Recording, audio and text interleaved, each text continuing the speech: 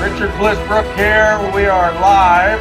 We sit here today with none other than Mark Victor Hansen, Bob Proctor. This is Kendra Hall. Tanya Stringer. Jeff Canfield. DeWitt Jones. James Clear. Les Brown. People want to hear stories. I like getting stories out of my guests here, so thanks for joining us.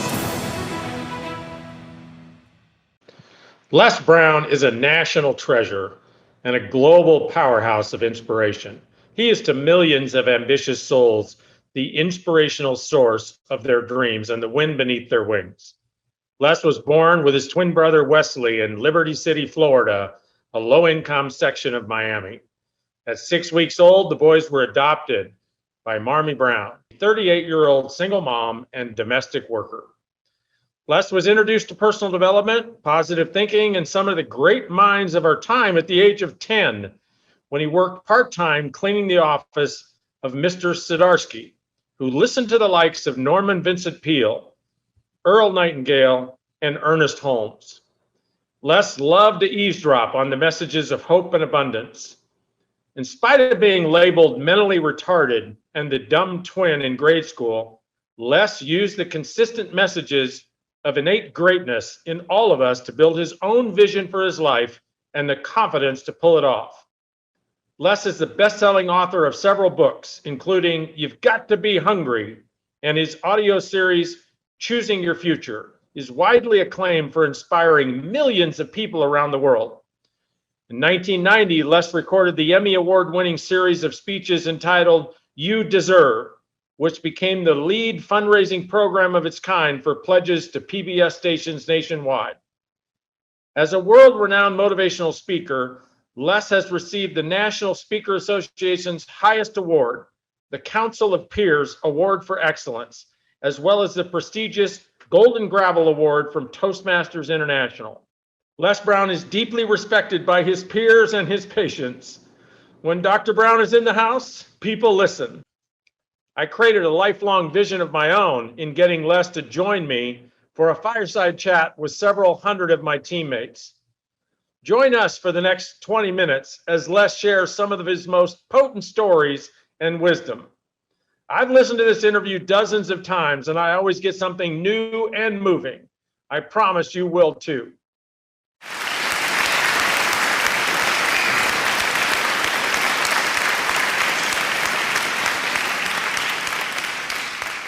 One of the things about being raised in a poor area, you're poor, but you don't know it. Mm-hmm.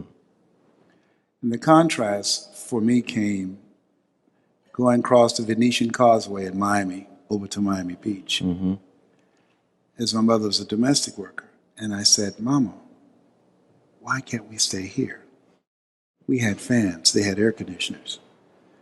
They had cushioned carpet, we had linoleum.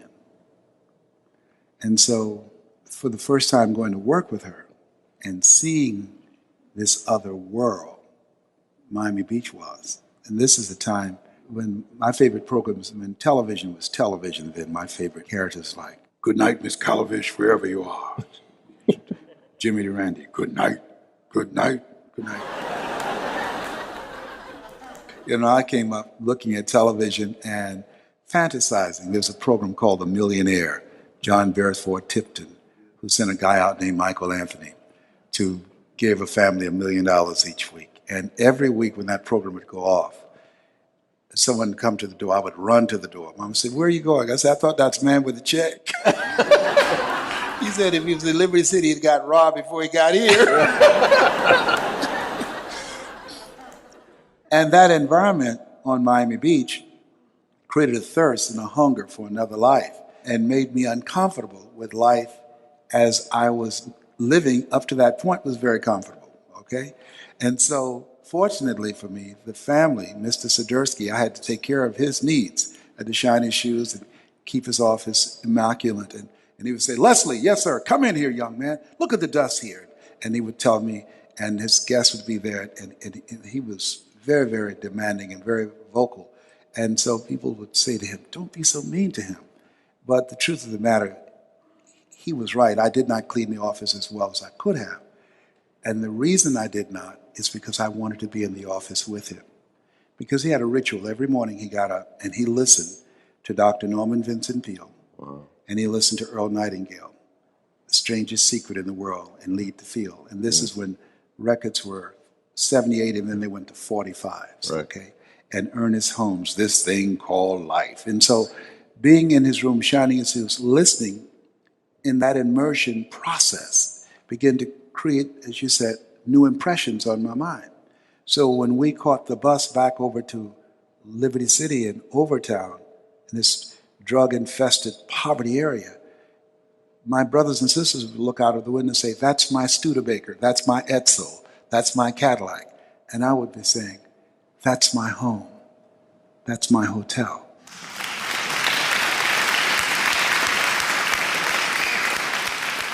And the difference was the impressions those words made on my mind. Language is everything. What separates people, that language, yes. Was that the first time you ever heard personal development? Yes, that was the first time. How old were you? I was 10 years old at that time. And then Mr. Washington, when I was in the 11th grade, he started feeding me other materials by Dr. Norman Vincent Peale, who wrote The Power of Positive Thinking, and Dr. Carter G. Woodson, who wrote, If you can determine what a man shall think, you never have to concern yourself with what he will do. He said, if you can make a man feel inferior, you never have to compel him to seek an inferior status, for he will seek it himself. And if you can make a man feel justly an outcast, never have to order him to go to the back door. He'll go without being told. And if there's no door, his very nature will demand one.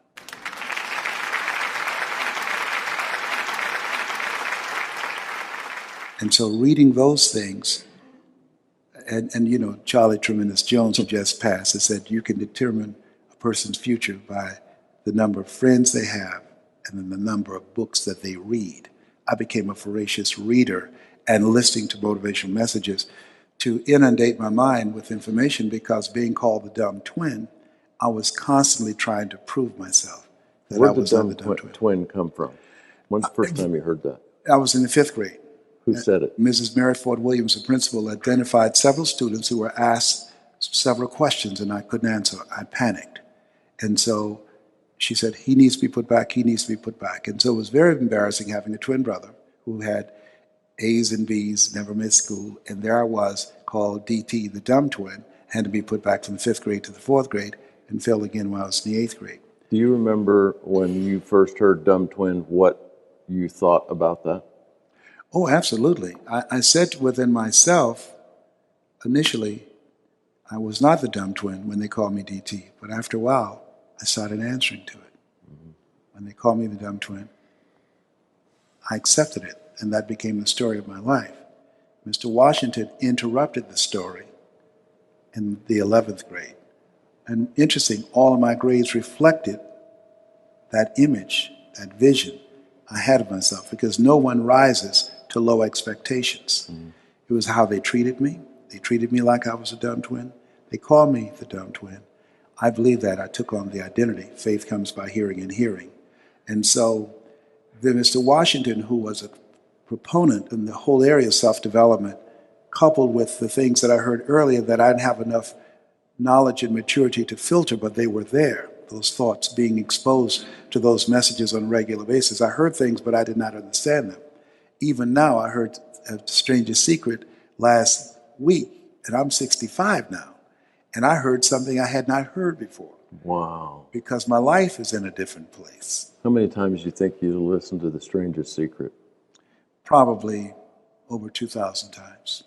That between Secret of the Ages by Robert Collier, I've read that probably around 300 times.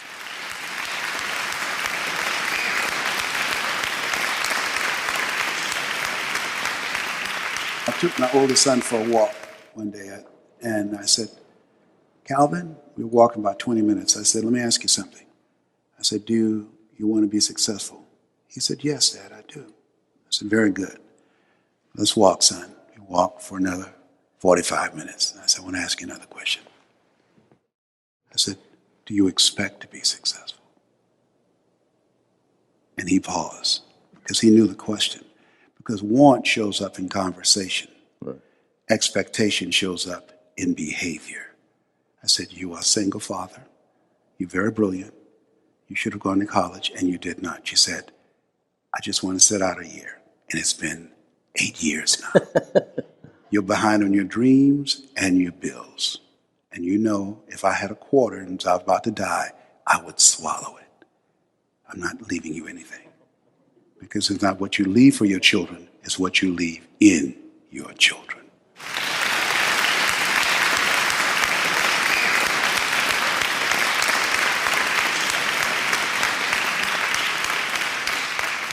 That's very cool. Okay. The expectation, I know if you expect to lose weight, because I'll see you in the gym, I'll see you making different choices about your food, I'll see you being around other healthy people because people rub off on you. Expectation shows up in life service. Want shows up in lip service. Hope gives you a vision of yourself in the future. You're living out of your imagination. Einstein said the imagination is the preview of what's to come. And so hope is the vision of what's to come. And the commitment gives you the wherewithal to stand your ground, to continue to falling forward until the manifestation get into alignment with your thoughts, your words, your feelings, and your actions to create the opening in the universe for this miracle working power in you to produce what you vision in the hope. Help me, somebody.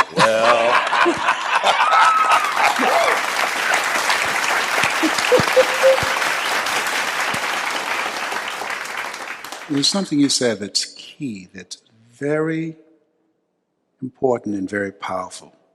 What is it that you have chosen to believe? For 14 years, I would go see Zig Ziglar, who I consider the number one motivational speaker on the planet.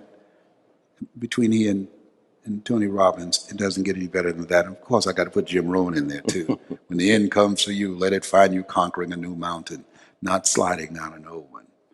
I saturated my mind. I wore their tapes out. And what I realized, for the 14 years that I was procrastinating, I remember going to see a gentleman who was very boring, and I wanted to speak. Because there are certain people that will only hear your voice. There are certain people that will hear your voice. That's your assignment. And there are people that's going to hear my voice. That's my assignment. There are some of you here. There are people that if you don't speak, you've got something to say. That if you don't speak, there are people who will go to their graves. That is your assignment that you didn't speak to. And so I kept myself silent because I don't have a college education, because I never worked for a major corporation, and because I chose to believe that I was not good enough. And then this speaker spoke. And I want you to write this down: distract, dispute, and inspire. He distracted me from that story that I told myself I wasn't good enough. What do I have to say? Who would listen to me?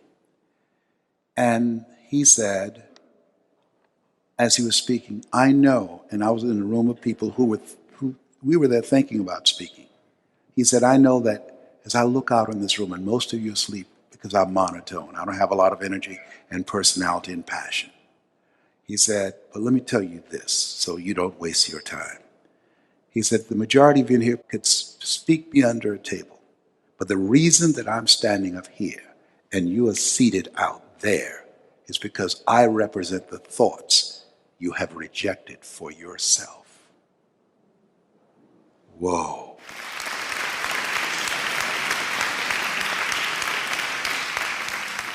Powerful. For 14 years, I said, I could do that. My heart said that. Then my mind said, how will you do that, Les Brown? You don't have a college education. What the psychologists call our self-explanatory style. You're not good enough. Who would dare listen to you? And I kept putting myself down. He said, I represent the thoughts you have rejected for yourself. And where would we get that affirmation? We don't get it in school. They teach us about reading, writing, and arithmetic. We don't get it in college, helping us to get a vision of ourselves beyond our circumstances and mental conditioning. Where would we get that? No institutions. We go to church, they sell us on religion, but they don't tell us who we are. You know, the first question God asked man, where art thou? Where art thou? Where are you? I did a sermon recently at his church called The Day That God Ran from His Enemy. And they say the two most important questions God ever asked man. Number one, where are you? Number two, what are you doing here?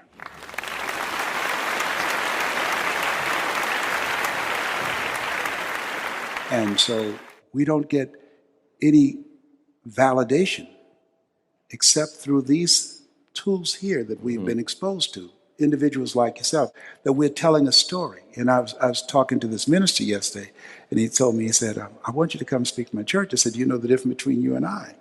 He said, no, but I heard you talk about your favorite book. I said, I know. I said, you preach the gospel about Jesus. He said, yes. I said, I preach the gospel that Jesus preached. And he said, whoa. You say that he died so that I can die and then live after I die. Jesus said, I've come that you might have life and that you might have it more abundantly. You said, he's the answer. And he said, these things ye should do, and greater things shall ye do. He said, whoa. Whoa. He said, when you coming, when you coming.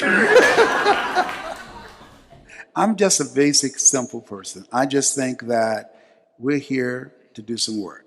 Everything that exists on this planet, it came after we showed up. Airplanes, air conditionings, hotels, computers. We've made more progress in the last 5 years than in the last 5,000 years. Right. A shift has taken place in the planet. This work that you're now doing is more important now than ever before. Why? You're messengers of hope. We're dealers of hope, as Napoleon Hill would say, because people need to know in the meantime, in the between time, you can make it. Now, it's going to be tough. You got to die to who you are now. You got to kill off who you have been. That won't cut it right now. Einstein said, the thinking that has brought me this far has created some problems that this thinking can't solve.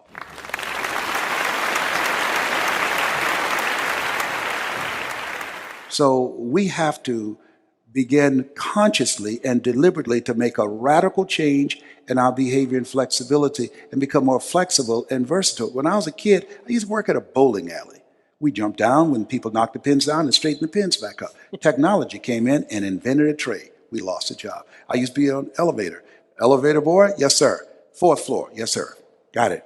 Now, we get on the elevator. We don't need an elevator boy, right? Technology, okay? When I was in school, the most cherished job girls looked forward to doing, I'm going to be an operator.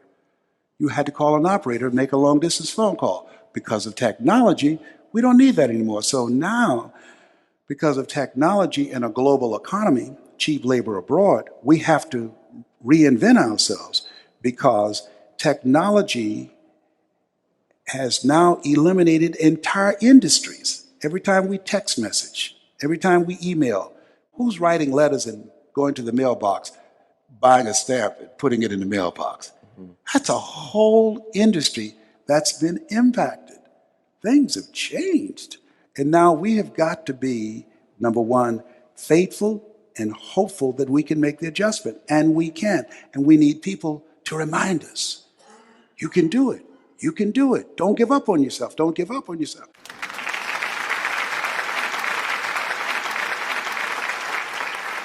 This will change your life. I believe I'm here because of God's grace and mercy. And I know that when I read The Biology of Hope by Dr. Norman Cousins, when I read that book about the biology of hope, everybody, I want you to shake someone's hand on your right and left, look them in the eyes right now and say, things are going to get better for you. Do that right now. Things are going to get better for you. Things are going to get better for you. Now, just with that statement, there's a feeling that we get that produces a chemical that goes to the stratum area of the brain that gives us a sense of wellness in our body. As people listen, this will affect them at the cellular level as they hear my voice. I was sleeping on the floor of the Penobscot building, 21st floor, bathing in the sink down the hall, calling forth this life that I'm now living. From the time when I was doing this, I was sleeping in my office. From that time to this time, I've earned over $55 million, okay? So I'm telling you about this works because I was calling it forth. I was teaching a class. They didn't know. The people in the audience didn't know. People say it's fake it till you make it. I wasn't faking it. that was just what the life was. I mean, that's just where I was. All of us have our moments in the Garden of Gethsemane. All of us, I don't care who you are, even eagles need a push. Life is going to tap you on the shoulder, okay? Yeah, and it's not personal. You know, don't ask, why did this have to happen to me? Why not you? Who would you suggest? Yeah, I love that.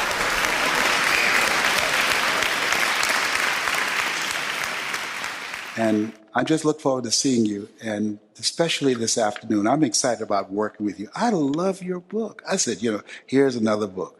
But I started reading, I said, oh, take that, take that. They'll say, Richard said that after a while, I heard somewhere. You got some good stuff in there. I can tell when I read your book that this is your magnificent obsession, that you have a passion for changing people's lives. You're one of those people that I wanted to see and to be able to spend some time with. I'm looking forward to that because I respect you and your work. And I knew that when seeing you, I was going to be in the presence of greatness. And so thank you for who you are and how you have shown up on the planet and the difference and the impact that you're making in this people's business. Because one of the things I sense about you, it's a difference in being in a business and the business being in you. And he's in the people business.